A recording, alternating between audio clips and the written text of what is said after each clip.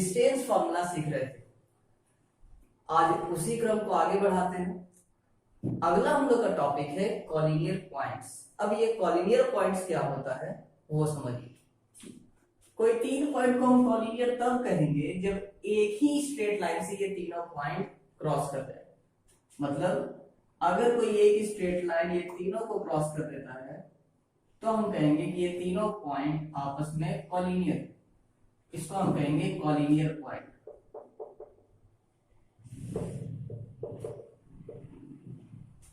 और अगर कोई पॉइंट ऐसा जिससे कि हम एक स्ट्रेट लाइन से इसको क्रॉस ना करवा पाए, जैसे यहां पर एक स्ट्रेट लाइन नहीं लगेगा, यहां पर लगेगा एक, दो और ये तीन लाइन, तो ये तीनों पॉइंट्स आपस में नॉन कॉलिनियर हो गया।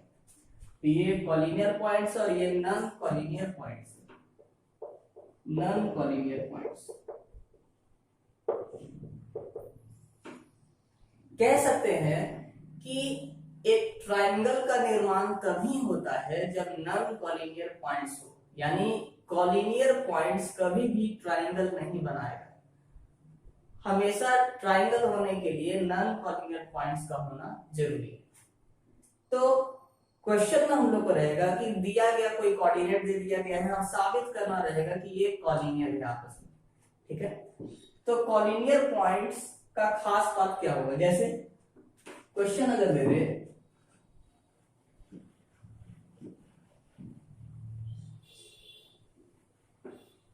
तीन कोऑर्डिनेट्स अगर दे दिया गया है ए, बी और सी, साबित करना है कि अगर क्वेश्चन में रहे कि साबित करके दिखाइए कि ए बी सी आपस में कॉलिनियर पॉइंट्स है, तो ये बात साबित कैसे होगा।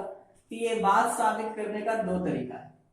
पहला तरीका, अगर ए से बी का हम दूरी निकाल ले क्या है, ठीक है, यानी ए बी का दूरी निकाल ले, ठीक उसी प्रकार बी सी का भी हम दूरी निकाल ले, ठीक है, बीसी का भी हम दूरी निकाल ले डिस्टेंस फॉर्मूला से।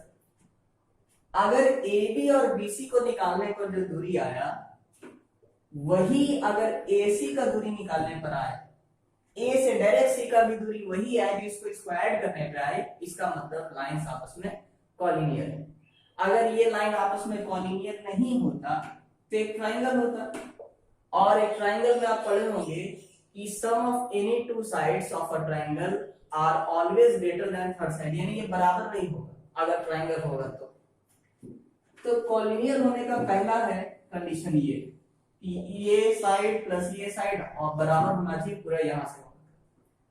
दूसरा तरीका है कि अगर लाइन आपस में अगर पॉइंट्स कॉलिनियर है तो जो ट्रायंगल बन रहा होगा, जो कि नहीं बन रहा है एक्चुअली में, तो उस ट्रायंगल का एरिया यानी area of triangle A B C का अगर हम बात करें उसका वैल्यू कितना आना चाहिए, 0, क्योंकि यहाँ पर ट्रायंगल ही नहीं बन रहा है तो इसका जो एरिया निकलेगा ट्रायंगल का वो कुछ नहीं निकलेगा।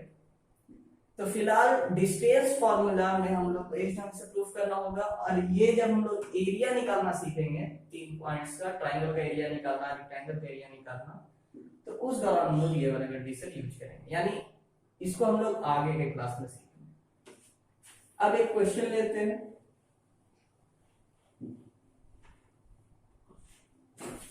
जैसे क्वेश्चन है, so that point A69, B01 and C-6 -7 are collinear. मतलब साबित करके दिखाइए कि A कोई पॉइंट है जिसका कोऑर्डिनेट है 69, B कोई पॉइंट है जिसका कोऑर्डिनेट है 01 और C कोई पॉइंट है जिसका कोऑर्डिनेट है -6 -7। साबित करके दिखाइए कि ये तीनों पॉइंट्स कॉलिनियर है। तो कॉलिनियर होने का या तो ये प्लस ये बराबर पूरा का हो जाए, या तो एरिया ऑफ ट्रायंगल। तो अभी तो हम लोग एरिया ऑफ ट्रायंगल सीखे नहीं है, तो सबसे पहले ए से बी का दूरी निकाल लेते हैं by using distance formula. Direct निकालना हम बताए थे आप लोगों को। ए बी का दूरी में हम चल रहे हैं ए से बी की तरफ, ठीक है, यानी 6 - 0 का स्क्वायर प्लस 9 - 1 का स्क्वायर। इसको और सॉल्व कर लेते हैं। तो 6 में से 0 गया यानी 6 का स्क्वायर प्लस 9 में से 1 गया यानी 8 का स्क्वायर, 6 का स्क्वायर हो गया 36, 8 का स्क्वायर 64, ऐड कीजिएगा तो ये हो जाएगा 100, ठीक है। और 100 का वैल्यू होता है 10 यूनिट, आप लिख सकते हैं यूनिट्स। आगे तो AB का वैल्यू पता चल गया, BC का वैल्यू पता करते हैं। तो BC का वैल्यू क्या होगा, तो BC में हम लोग ऐसे चल रहे हैं 0 माइनस 6 यानी 0 प्लस 6 का स्क्वायर प्लस 1 माइनस 7 यानी 1 प्लस 7 का स्क्वायर, तो 6 का स्क्वायर प्लस ये हो गया 8 का स्क्वायर। हम लोग यहाँ पे 6 का स्क्वायर, इसका आंसर आने वाला है 10 यूनिट्स। आगे तो AB का वैल्यू पता चल गया, A से B का दूरी क्या है, B से C का दूरी क्या है। इस बार सेम आया, अलग अलग भी आ सकता था दूरी। आप डायरेक्ट A से C का दूरी लिखते हैं, AC। हम चल रहे हैं A से C की तरफ, यहां पर सावधानी से 6 माइनस 6 यानी 6 प्लस 6 का स्क्वायर प्लस 9 माइनस 7 यानी 9 प्लस 7 का स्क्वायर, तो ये हो गया 12 का स्क्वायर प्लस ये हो गया 16 का स्क्वायर। 12 का स्क्वायर यानी हो गया 144 और 16 का स्क्वायर यानी हो गया 256। चलिए ऐड कर लेते हैं, ऐड कर लिए तो ये हो गया 6 4 10, हाथ में रह गया 1, 5 4 9, फिर से 1 10, हाथ में भी 1 है, 2 1 3 और 1 4, 400 और ये किसका होगा 20 यूनिट्स। अब AB और BC को आपस में ऐड कर देते हैं, ठीक है। तो AB का वैल्यू कितना निकल के आया 10, BC का वैल्यू कितना निकल के आया 10। आगे या फिर हम लिखे कंडीशन फॉर कॉलिनियर। कॉलिनियर होने का कंडीशन क्या था, तो कॉलिनियर होने का कंडीशन था AB प्लस BC अगर बराबर हो जाए AC का। चेक कर लेते हैं, तो AB प्लस BC यानी ये हो गया 20 और AC का वैल्यू आ गया भी 20, तो हम कह सकते हैं therefore LHS बराबर RHS, यानी hence these points are collinear, ठीक है। तो करना क्या होगा, ये प्लस ये अगर पूरा का निकल गया, अगर निकला तो कॉलिनियर, नहीं निकला तो नॉन कॉलिनियर पॉइंट। चलिए अगला फॉर्मूला जो हम लोग को पढ़ना है उसका नाम है सेक्शन फॉर्मूला, ठीक है। सेक्शन फॉर्मूला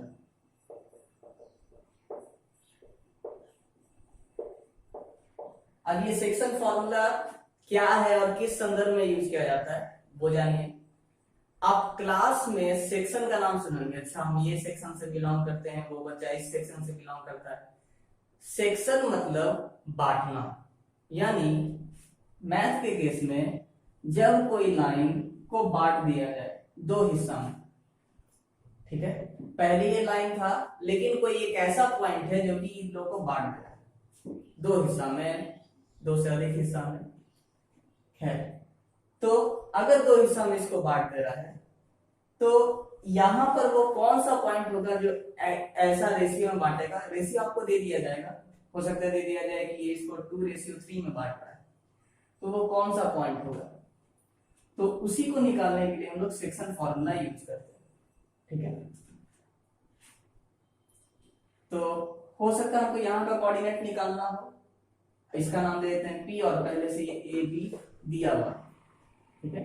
आपको रेशियो दिया हुआ होगा कि ये कितना कितना रेशियो में बांट रहा है, तो रेशियो बांट रहा है मान लेते हैं M/N, ठीक है। एक ऐसे ही नाम लेके हम लोग चल रहे हैं।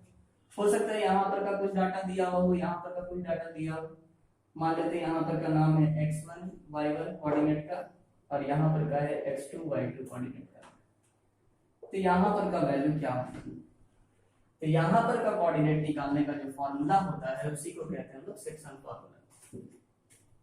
तो सेक्शन फॉर्मूला होता क्या है, तो pxy यानी कोऑर्डिनेट कैसे निकलेगा, बराबर mx2 plus nx1 by m plus n, इससे सिर्फ x निकलेगा, और y निकालने के लिए my2 plus ny1 by m plus n।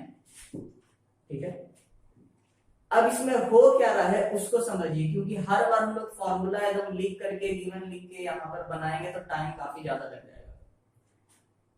पहला हमें सिर्फ x के बारे में सोचना है। m ये साइड का रेशियो है और मल्टीप्लाई किया जा रहा है हमेशा ये साइड से, mx2 plus nx1 by m plus n। y का अगर बात करें तो सिर्फ y पे ध्यान देना है आपको, my2 प्लस n इधर वाला से मल्टीप्लाई होगा y1 by m plus n। ठीक है, एक क्वेश्चन के जरिए समझते हैं। जैसे क्वेश्चन है, find the coordinate of the point which divide the line join of a -17, a कोई दे दिया है पॉइंट जिसका कोऑर्डिनेट है -1 और 7, एंड b 4 -3 और b है 4 -3। वो कौन सा पॉइंट होगा जो कि इस लाइन को डिवाइड कर रहा होगा इन रेशियो 4:3, 4:3 में, तो इधर का हिस्सा ज्यादा होगा 4 और ये है 3। वो कौन सा पॉइंट होगा? आप चाहे तो फॉर्मूला लिख सकते हैं, लेकिन हम लोग कोशिश करेंगे डायरेक्ट बनाने का। तो 4:3 दिया तो हम रेशियो को हमेशा ऊपर लिख लीजिए, इधर का डाटा लिखिए, उधर का डाटा लिखिए, तो यहाँ पर का कुछ नाम दे दीजिए। इसका कोऑर्डिनेट हमको फाइंड करना है क्या होगा, तो pxy का वैल्यू क्या होगा, कैसे निकलेगा? तो अभी सिर्फ x के बारे में सोचिएगा, m सिर्फ x के बारे में, m यानी ये वाला मल्टीप्लाई होगा उधर का x से और ये वाला मल्टीप्लाई होगा इधर का x से, तो 4 × 4 प्लस 3 × -1 बाई रेशियो का सम यानी 4 + 3, कॉमा, इससे x के बारे में सोच रहे हो, y के बारे में सोचेंगे। 4 × -3 प्लस 3 × 7 बाई 4 + 3। ठीक है, ये हो गया 16 और प्लस माइनस माइनस होने के कारण ये हो गया -3 और नीचे हो गया 7। ये हो गया 4 3 12 -12 और ये हो गया +21 बाई नीचे हो गया 7। आगे अब 16 में से 3 घटा देते हैं, तो ये हो गया 13/7 और 21 में से 12 घटा देते हैं 9/7। अब हो सकता है आपका फ्रैक्शन में भी आंसर आ सकता है, या तो आंसर पूरा होल नंबर में या इंटीजर में आ सकता है। अगर क्वेश्चन में रहता कि वो कौन सा पॉइंट होगा जो कि ए बी जिसका कोऑर्डिनेट दे दिया गया है -5 11, ए का और बी का है 4 -7, और वो कौन सा कोऑर्डिनेट होगा जो कि इसको 7:2 में बांट रहा है, यानी 7 वाला को ज्यादा मिलेगा, इसको 2 मिला। आगे तो उसका कोऑर्डिनेट का वैल्यू क्या होगा, अब कैसे निकालेंगे, तो pxy 7 × 4 यानी 7 × 4 प्लस 2 × -5 बाई, दोनों को ऐड कर देंगे नीचे 7 + 2। आगे इससे सिर्फ x निकला है। y के लिए आते हैं, तो y के लिए हो गया 7 × -7 प्लस 2 × 11 बाई 7 + 2। आगे ये हो गया 28, आगे ये हो गया -10 और ये हो गया 9, ये हो गया -49 और ये हो गया +22 और ये हो गया 9। आगे बड़ा में से छोटा घटाएंगे, बड़ा का साइन लगाएंगे, तो 28 में से 10 घटा लेते हैं तो ये हो गया 18/9 और 49 में से 22 घटा लेते हैं, ये माइनस में आंसर आएगा क्योंकि बड़ा का साइन माइनस है, तो 9 में से 2 घटा लिए ये हो गया 7 और 4 में से 2 घटा लिए ये हो गया 2/9। दोनों ही कट रहा है, 9 कटे बस ये 2 बार में और ये कट रहा है 3 बार में। इसका आंसर आ गया 2 -3, यानी यहां पर का कोऑर्डिनेट हो गया 2 - 3, इसका कोऑर्डिनेट हो गया 2 - 3।